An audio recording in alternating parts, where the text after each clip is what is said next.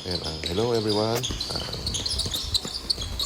Ito po yung start ng practice namin. So ito, nag-jogging muna kami. Importante rin po kasi po itong pagja-jogging bago mag-start ng training. Kasi dito po masisirculate yung dugo natin. Medyo papawisan na po tayo dyan, lalabas na po yung pawis natin. At the same time, mawa-warm up na po yung sarili natin. So dito, sumasabay po ako sa jogging. Dito po sa mga kabataan po ng mga Rizal, sa Uday Quirino. Lahat po yan mga taga Rizal. So dito, sumasabay po kami ng anak ko. Yung anak ko po, 8 years old pa lang po yun, pero sinasabay ko na po siya sa ganitong mga activities para mayroon po siyang physical activities, para masanay na po siya. Balang araw, magiging basketball player din po yan. So dito, sabay-sabay po kami sa jogging. Yan. Next po is nag-stretching na po kami. Isa po ito sa pinaka-importante na dapat mag-stretch tayo na maayos bago mag-start ang training. Kasi po, pag hindi po tayo nakapag-stretching ng maayos, malaki po yung chance na ma-injured po tayo. So ito yung ginagawa po namin, active stretching na po yung tawag dyan. So sa mga athlete ngayon, sa mga bagong athlete, sa mga nag-i-start na mga athlete, mas okay po itong ginagawa namin na active stretching kaysa po yung nakatayo ka lang tapos stretching ka. Mas applicable na po yung ganito ngayon, yung active stretching po ang tawag dyan. So isa po ako sa saksi dyan na hindi po ako nag-stretching ng maayos bago mag-practice noon nung nasa Manila ako. Ayun, na-injured po ako. Tagal ko po nung nakaupo, wala akong ginagawa kundi nagte-therapy lang kasi medyo grabe yung injury ko nun. Kaya importante po itong active stretching na ginagawa namin bago mag-umpisa ang trainings. Dito patapos na yung warm up namin.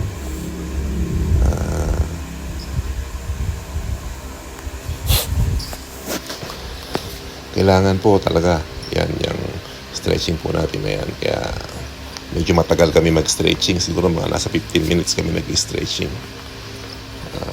para maiwas po sa injury. Although bata pa naman tong mga to, pero at least natututo sila ng proper. Ayan, medyo warm up na sila dyan. Excited na sila kung ano yung pagagawa ko sa kanila. Ito yung sa isa sa mga drills na ginawa namin kanina. One-on-one to, one-on-one full court. Tapos pagdating dito sa half court na to, live na to, kumbaga one-on-one. Kailangan makashoot. Siyempre, kailangan din madepensahan. So, itong drills na to, sabi nga namin dito sa drills na to, we're hitting 2 birds in 1 stone. So, ibig sabihin po nun, isang exercise lang, pero dalawa na po yung natututunan nila. Yung una po nilang natututunan dyan, kung paano po mag-dribble ng tama, ng may depensa, full court, buong court. So, ito, yung pangalawa naman po nilang natututunan, ay yung paano po dumepensa ng tama, ng whole court.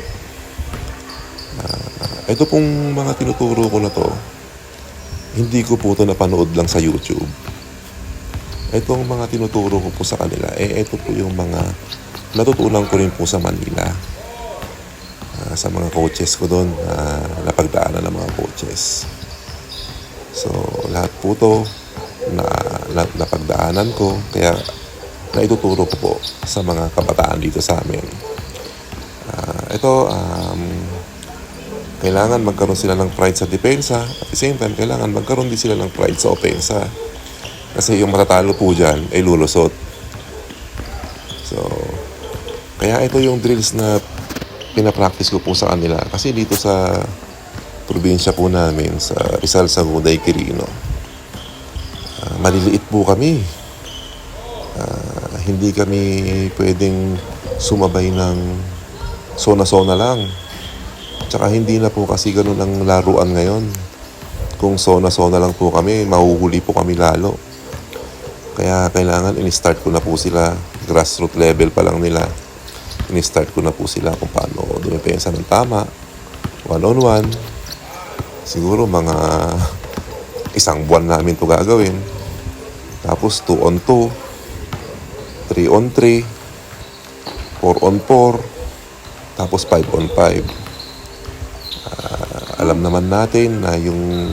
naman namin po lahat yan, napagdaanan ko po yan, alam ko po yung mga rules ng mga depensa na pwede ko pong itulong sa kanila. Depensa ng tao-tao. Hindi naman po basta pag sinabing tao-tao tao-tao lang talaga. May mga rules po yan. So ituturo ko po yan sa kanila pagdating po ng mga susunod ng mga trainings namin. Ito, pamangkin ko to.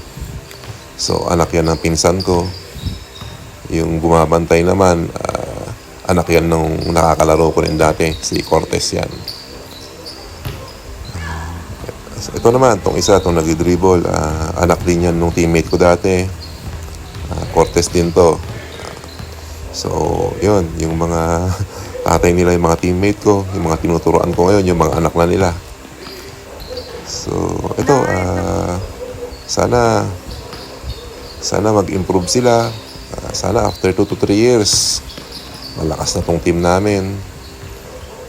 Sana hindi sila magbisyo, sana hindi sila mapariwara. Kasi ito, kaya ko naman to ginagawa. Gusto ko silang maiwas sa bisyo. Gusto ko meron silang ganyan, meron silang activities na ganito. Para pagdating sa bahay, pagod na sila, kakain na lang, tsaka matutulog. Joke lang po. Yun po talagang gusto ko mangyari sa mga batang to. Maiwas ko sila sa kaka-cellphone. At the same time, maiwas ko po sila sa bisyo. So ito naman pong isang to. Ito anak po to ni Sir Dennis Bellantes. So ito magaling tong bata na to. So after 2 to 3 years, abangan niyo po to. Si Jasper. Okay, so sa mga gusto pong pumunta sa training namin, libre po ito. Wala po kayong dadalhin dito kung sarili nyo lang. Wala po itong bayad. Sa mga interesado po na umattend ng camp, mag-message lang po kayo dito sa Facebook ko.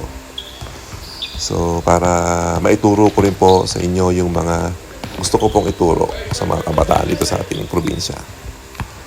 So, maraming salamat po. I-follow nyo lang po ko. Tapos, i-like nyo po yung mga videos ko. See you soon and God bless sa ating lahat. Maraming salamat po.